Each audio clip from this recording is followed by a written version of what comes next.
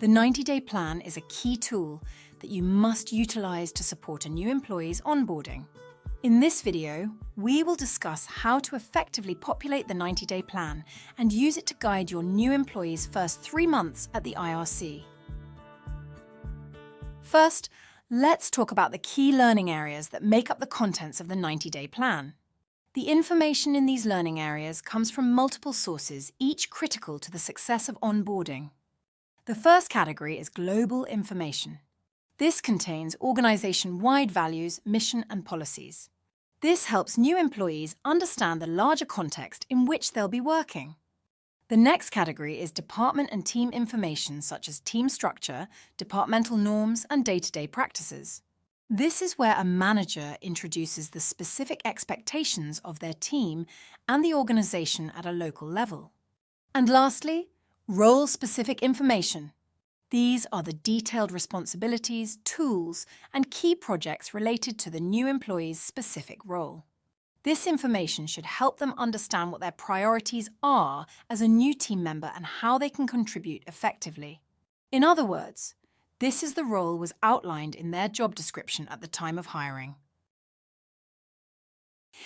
The activities and learning tasks for the first category are already outlined in the 90-day plan template, and detailed learning activities for this learning area are available on the Kaya courses titled Global Onboarding for New Employees.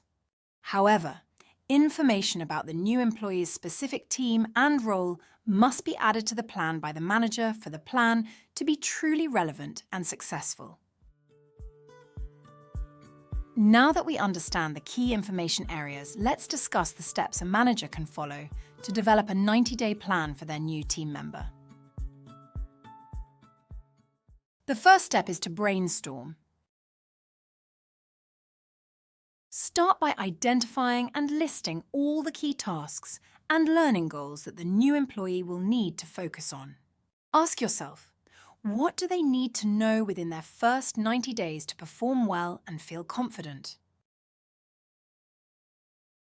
Step 2 is to arrange and sequence these tasks into a logical order. Think about what's most urgent for the employee to learn in their first day, week, and months. Prioritize immediate tasks and leave more complex responsibilities for later in the onboarding process. Think about what's most urgent for the employee to learn in their first day, week, and month, building on their knowledge. Ask yourself, what should they learn first and what can be introduced later?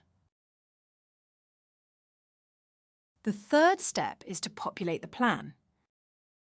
Transfer the sequenced tasks into the 90-day plan template. The 90-day plan template already contains tasks related to global onboarding. Add the tasks you have listed and sequenced into the relevant section in additional rows of the 90-day plan template. Think about which task should be done when, whether it's week 1, month 1, or month 2. Remember, we don't want to overwhelm the new employee, so you must think of how many tasks they might be required to complete in a certain time frame. Next, step 4 is to add helpful resources and links. Consider each task and think of helpful resources such as training materials, internal documents, or tools that the new employee can refer to as they complete these activities. Use the column in the template for this. Ask yourself, what resources will best help the new employee understand and complete each task? And lastly, once the plan is set up, schedule dedicated time to share it with your new team member once they join and set the tone for how it will be used. Introduce the 90-day plan as a collaborative tool, ideally stored in an accessible online folder that you both can update. Explain its structure and purpose and let them know that moving forward, they own the plan.